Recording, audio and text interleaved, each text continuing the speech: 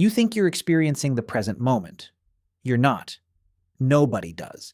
The present moment, as you actually perceive it, doesn't exist. By the time your brain has processed any piece of information, a sound, a touch, an image, that moment is already gone. What you call now is actually a carefully edited version of the recent past. Your brain built it for you, and it did it without asking. This isn't philosophy. This is neuroscience. And once you understand what your brain is actually doing every second of your life, the world becomes a slightly stranger place to live in. Let's start with something simple: a clock. If you watch the second hand of a clock and then close your eyes and open them again, the first tick after you open them almost always seems to last longer than the ones that follow. Not by much. A fraction of a second. But it's consistent. It happens to almost everyone. And for a long time, nobody understood why. Researchers studying this in the late 1990s eventually gave it a name: the chronostasis illusion. And what it revealed was something that changed how neuroscientists thought about perception entirely. The brain, it turns out, doesn't stream reality like a camera. It edits it. When your eyes move, the brain briefly freezes the image and backdates it, stitches the moment before the movement to the moment after, so that your experience of time feels continuous, uninterrupted, real. It isn't. What you experience as a seamless present is a construction, and your brain has been building it in real time every moment of your life without ever telling you. Here's what's actually happening underneath that.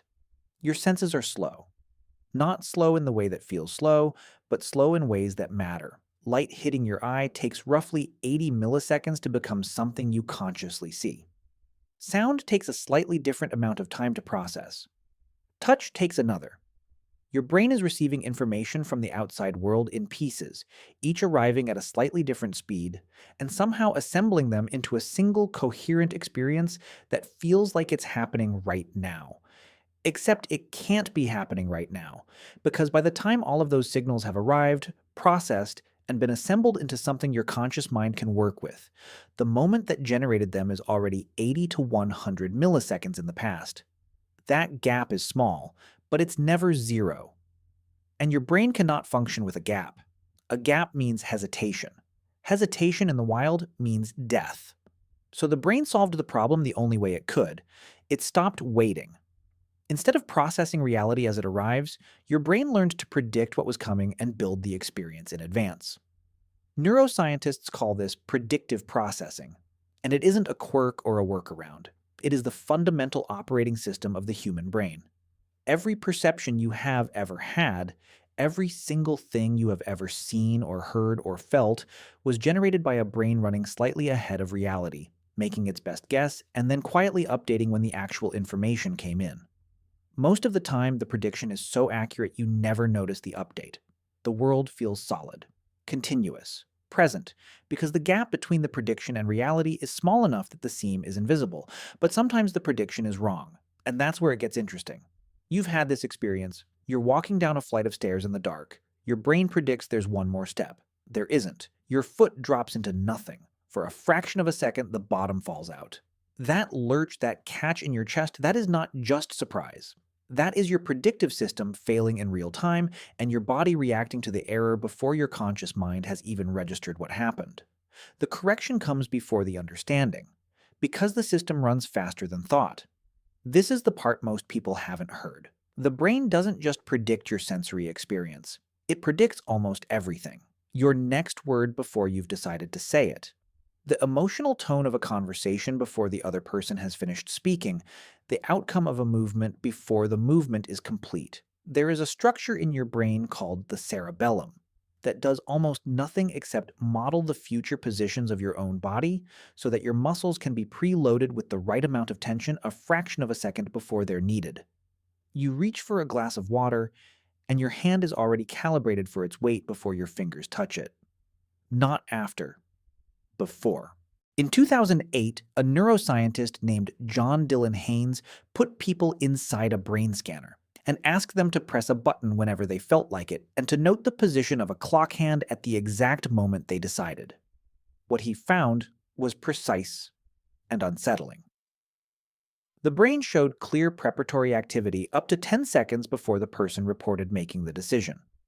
The moment of conscious choice, the instant the person felt themselves decide, came nearly at the end of a process that had already been underway for the better part of 10 seconds. The decision wasn't made when it felt like it was made. The feeling of deciding was the last thing to arrive. Which raises a question that neuroscientists and philosophers have been arguing about ever since. If your brain commits to an action before you consciously choose it, what exactly is the conscious choice doing? The honest answer is that nobody fully agrees. One interpretation is uncomfortable, that what we experience as free will, the felt sense of choosing, is something closer to a readout, a notification your brain sends you after it has already begun executing. Not the decision itself, but the awareness of it. That you are, in some meaningful sense, always the last to know. Another interpretation is more careful. Some researchers think the conscious mind still plays a genuine role, that it has the ability to veto an action even after the preparatory signal has begun. That what we experience as choice is less about initiating and more about approving. Or not. The brake, not the accelerator.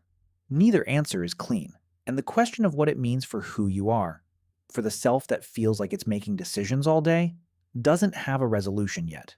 The behavior is documented. The mechanism is documented. The deeper meaning is still open. But here's the part that's hardest to sit with. This system, the prediction engine, the one that runs ahead of reality and builds your experience of the world before the world has fully arrived, it isn't neutral. It isn't a clean recording of what's out there. It is shaped by everything that has ever happened to you, every pattern you have ever seen, every outcome you have ever experienced, every fear, every expectation, every assumption you carry without knowing you carry it. When your brain predicts the future, it uses the past as its model, which means that what you see right now, what you hear right now, what you feel right now is being filtered through the accumulated weight of everything you have already lived. Two people standing in the same room, looking at the same thing, are not having the same experience. They are each living inside a prediction built from a different history.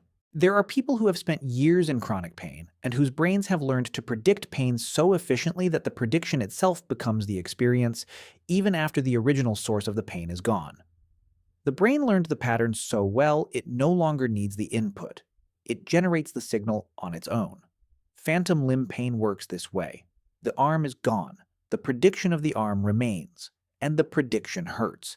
This is the same system that creates placebo effects, that makes expectations alter the actual chemical response of your body to treatment, that makes a runner who believes they have more left run further than one who doesn't. The prediction shapes the reality. Not as a metaphor. Physiologically.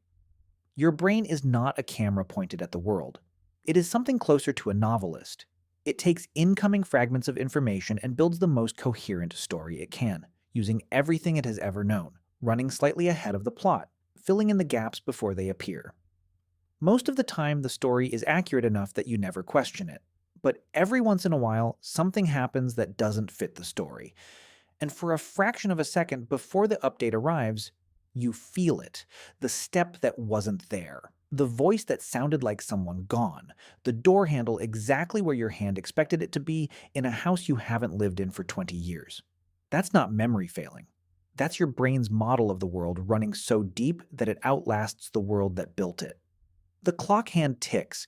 The first one always seems longer. And somewhere underneath the experience, before any of it reaches you, your brain is already deciding what comes next. It has been doing this your entire life. It's doing it right now.